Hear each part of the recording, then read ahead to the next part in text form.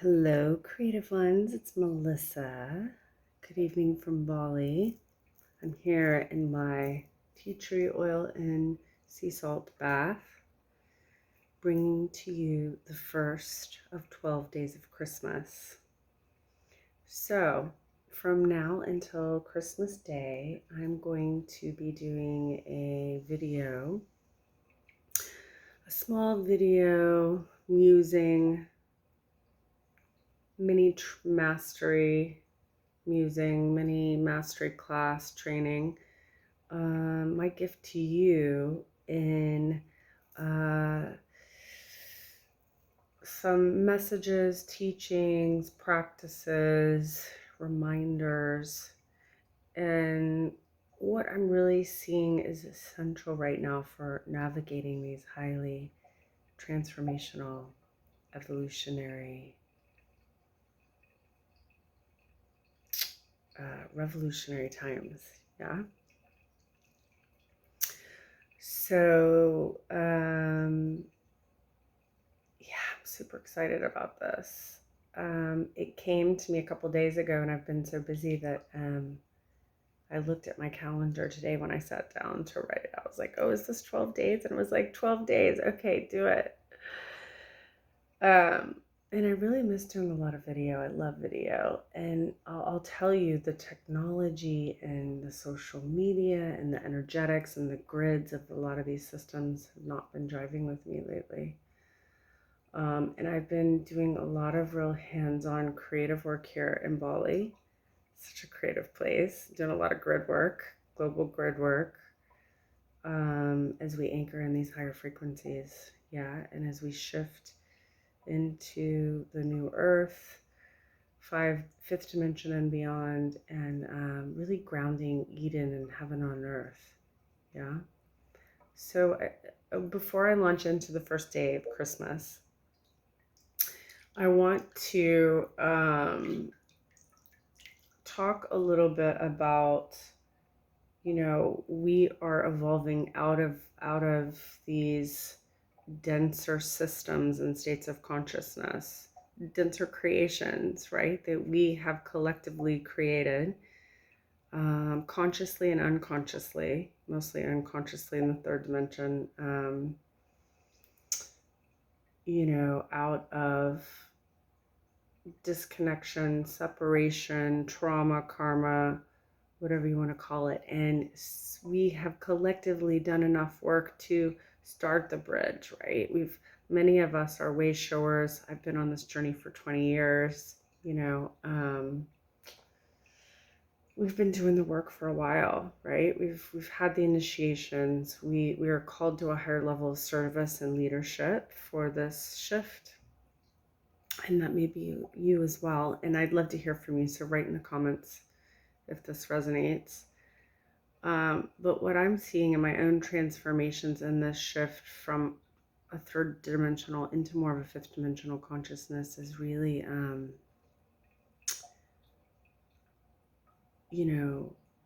less about the talking and the teaching and more about the doing and the creating. I mean, if you know me and you followed me in my work in the Fire Tree Studios, the Fire Tree Method, using the transformative expressive arts as a form of energy medicine, multidimensional quantum healing, it's really evolved into powerful tools and systems and approaches. And my business, my approach has always been very, very organic. I've always blazed a trail and have felt really called to innovate, evolve, lead, blaze a trail, pave a new way. Yeah, which has not always been easy, but deeply rewarding, especially from a creative place. Yeah. So I'm going to do 12 videos and really talk about my own journey of that evolution and keeping things organic and true and authentic. This year has been so powerful for so many of us, and I really noticed in myself how different masks, different crutches, different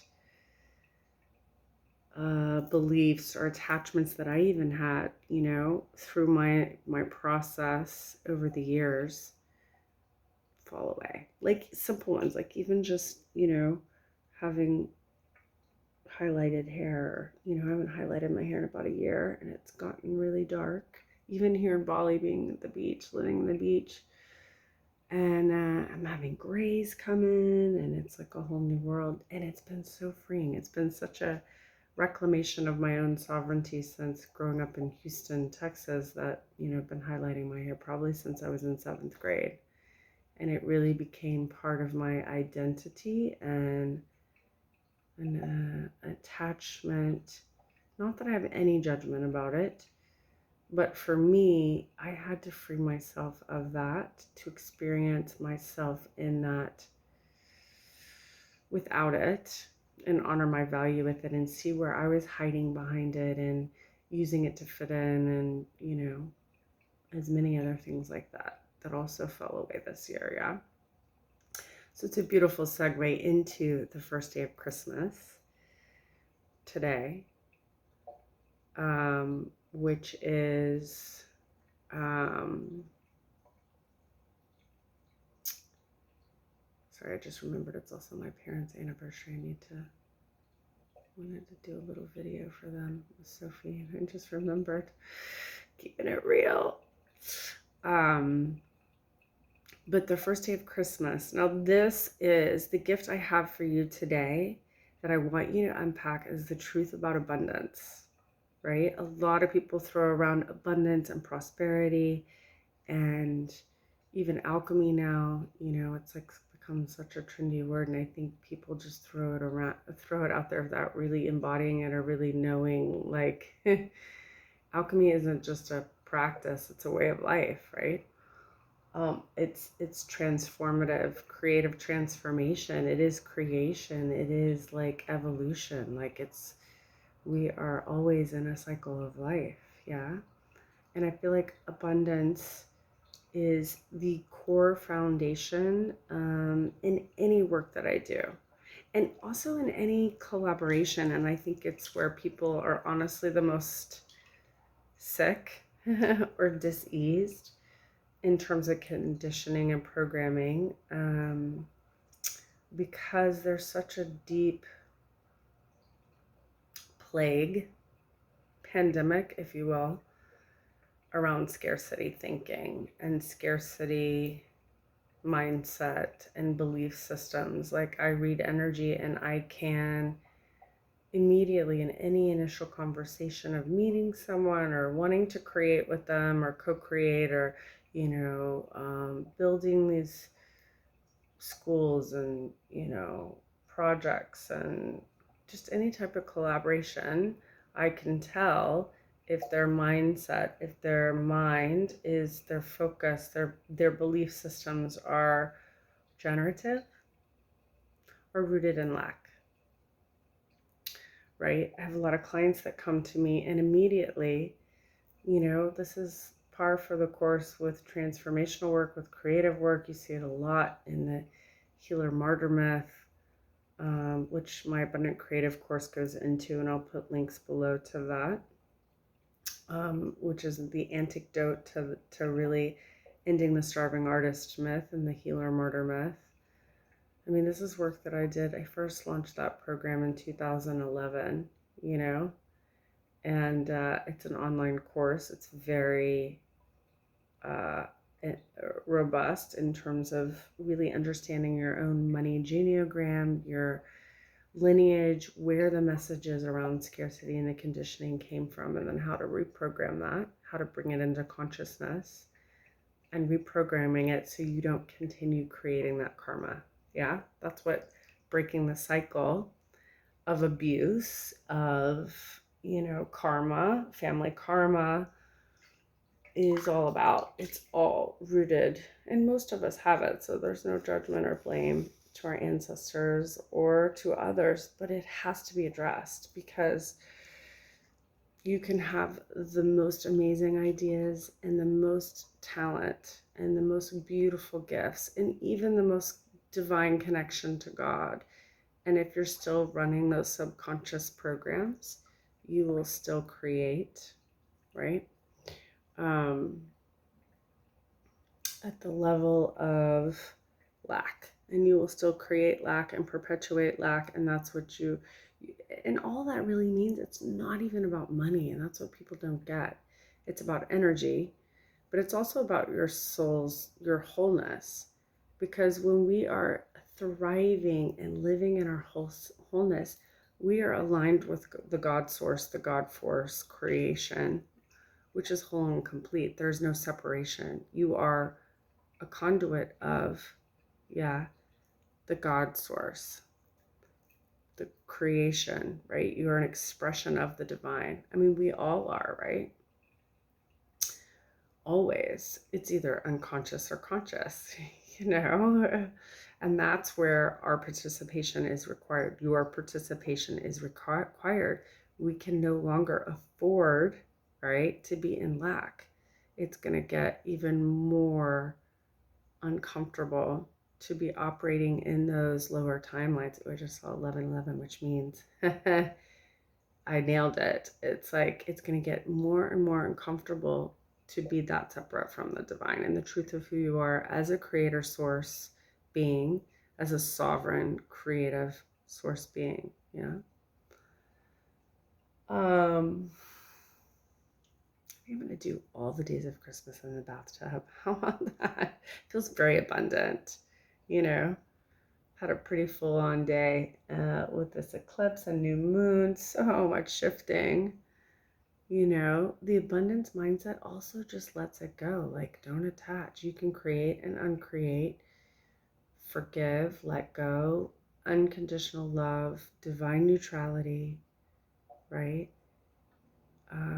Always choosing that 0 point. That's going to bring you back into the quantum and shift things very quickly for you. So you're never your circumstances if you really know the power of alchemy and creation and being a steward of your own life force in a, you know, divinely aligned way, aligning with heart, aligning with love. Always the most power, right? It's the most powerful. Your authenticity, your honesty with yourself first and with others, that's abundance. It's that simple. It has to start there, right? The money just flows from that, right? But it's cleaning up these karmic patterns around scarcity, around your conditioning, your programming, your belief about God. It's totally rooted in that. That's why I love John Randolph's book, The Abundance Book. It's the best book, hands down. It's super simple. The Prosperity Plan. If you want to rewire your beliefs about God and source and abundance, it's really about your subconscious beliefs. Even if you weren't raised in religion, you still have them culturally, right? Or they were passed down generationally and they're deeply unconscious. So if you don't address them, you'll just keep repeating the karmic cycle, like, you know, a rat in a, or a hamster on the wheel. You just keep doing it until you address it and do this deeper work. What else do I want to say about abundance? This is the other thing I see for entrepreneurs, for single moms, you know, for healers, facilitators. You know, the scarcity and lack is also rooted in martyrdom, and that's a collective karmic pattern, right? That we have to, it's like an initiation into the new earth, into fifth dimensional consciousness, like really anchoring that in within yourself, within your relationships. Like that's what 5D is all about. It's not like a separate planet. It's about a reality where you are only available for conscious co-creation. Your own patterns of codependency, you're unavailable for that, right? You're no longer hooked into those ways of being because you've done that deeper work and you've done the spiritual work, you've done the multidimensional work, you've done the ceremonies, you've done, you know, you've made that commitment to your soul. and to those that you serve, whether it's your child or your partner or your family or your community, your clients, whatever it is. It's deeply devotional, yeah. What else do I want to say about abundance? I'm thinking of, I love it. I have candles everywhere, and I'm thinking like of Silent Night and creating new rituals. I'm like, this is my new ritual, holiday ritual. Um,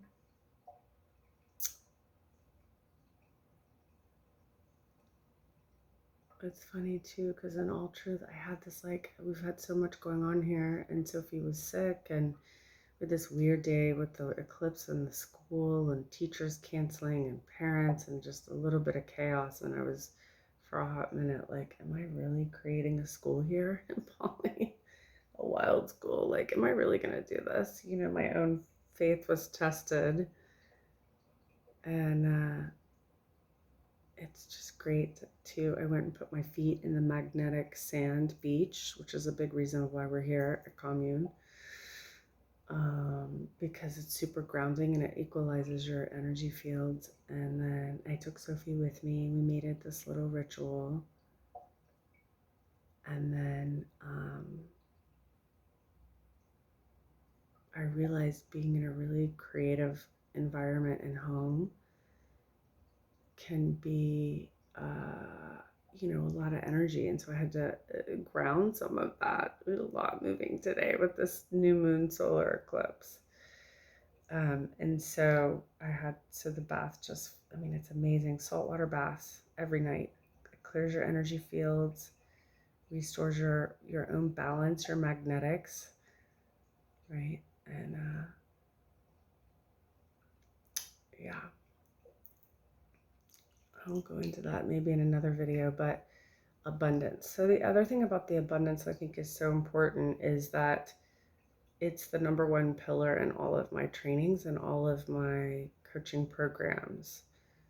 Most of my clients, you either get that program, the Abundant Creative, as a bonus, or you've already done it with me, either live or the online growth guide, the online version. You can do it at your own pace. And I recommend doing it over and over and over again. Because if you come from a scarcity mindset and you are still speaking and spelling, right? And putting the words out there. Like, even I noticed this mother today when Sophie had some diarrhea. I guess I can say that, right? It's kind of personal, but TMI, but we're keeping it real here. And this mom was like, oh, poor girl. And I just like contracted and kind of got, I had to calm myself. I just didn't acknowledge it. But that's a conditioning. And it's interesting because we're in an international community. So this woman was from Europe, and I kept thinking, like, that's something that I used to say, right? But ever since I had a child, like, and people would say that about my child, I get really, really irritated and kind of protective about it. It's like, why would you ever speak the words, oh, you poor girl, about anyone's child? There's a way to show that we care in a way that doesn't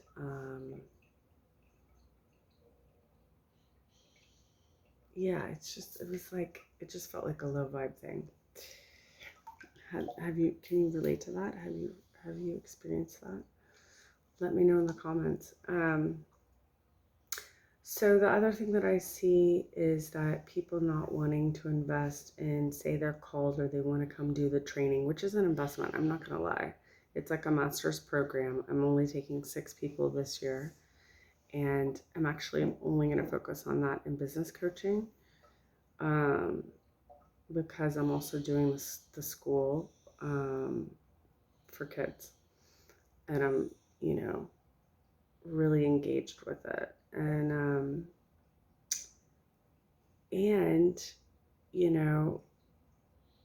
people wanting to do it but not willing to do the work around the money mindset, using money as an excuse not to. See this a lot. It's never been me. because did it the moment that I felt called. I was like, if you're really committed, if you're really devoted, you will find a way. You'll find a way to make it happen. You can't not. If your soul's on fire, if you are really deeply called, you know, you know, right? And I'm going to tell you that's what's required. That level of abundance, that level of soul fire, which is truly where abundance is originated. Yeah. Because if you don't have that, you won't withstand the internal initiations and the growth and the challenges that will inspire your growth and your development. Um, if you can't back yourself, if you don't see the value in investing yourself, or going to get a loan, or figuring out getting creative about how to finance things, or letting the system, and this is big, I see this a lot lately, and it's so interesting because it's all crumbling now, as we shift into these higher dimensions and these higher grids, and then creation grids as well, these higher new systems that are really available now, right, in the physical reality. And I know because I live them. It doesn't mean that you don't experience the third D reality. It's just that your experience of the third D reality is not as dense, right? You're still going to feel things in physical form and that kind of thing. But if you are unwilling to back yourself and take the risks and do the inner work and prioritize your soul, like, you're not going to get the reward. You're just not. It's, and the funny thing is, I remember I had a teacher years ago, probably 20 years ago, when I started looking into expressive arts and trainings, and she looked at me and she was like, this was before I had my, Kundalini awakening and really, lit my soul on fire even more, but I was already lit. She said, what else are you going to do? What else are you going to do with your one and precious life? Makes me think of Mary Oliver. And it's so true, y'all. It's like, what else are you going to do? Complain? Perpetuate scarcity and lack? Right? Model that for your children. Model that for your friends, your neighbors, the people around you. Like, I'm sorry, but I'm not available for that. And if you're in my world, you will know that. Like, I am always going to invite you lovingly and fiercely with that divine, feminine, Christed Christ, whatever you want to call it, Christ consciousness, that solar feminine fierceness of like, not on my watch, no more, sacred rage. It's like, it's time. It's time to level up. It's time to evolve out of that programming. And if you're watching this, you're being called. So, when you're working with abundance in the quantum, it's always an energetic first, right? So much of the work in grounding and anchoring in an abundant reality is deprogramming your mind around what abundance is, and any attachments to money or validation or systems, banking systems, economies, circumstances, pandemics, any of that, right? It's all rooted in lack. And once you free yourself from that, that's true financial freedom, right? I always tell people I bake at the bank of God. And it's true. That's why I don't worry about money. Well, and if I'm totally honest, I'm not going to lie, there are times where I slip back into, and I'm a solo parent. I'm the sole provider of myself and my daughter. I'm running two businesses, like, I'm in Bali during a pandemic. Not that it's circumstantial, but, I got a lot going on. But I've never let that stop me from my soul's calling. In fact, if anything, it's fired me up even more. And, but there are times like when I'm not taking care of myself, when I'm tired, when I'm pushing myself, when I'm not being kind. It's the lack and scarcity and that old programming or old trauma. Doesn't matter if it's from this life or next, I mean, or last, or 300 years ago or whatever. I mean, I think people get so caught into the stories, and that's a distraction. That's lack, right? Because it's just going to drain your energy and take you down a path of quantum creation. You're just going to create more and more of that and actually not break the energetic pattern and evolve out of the cycle,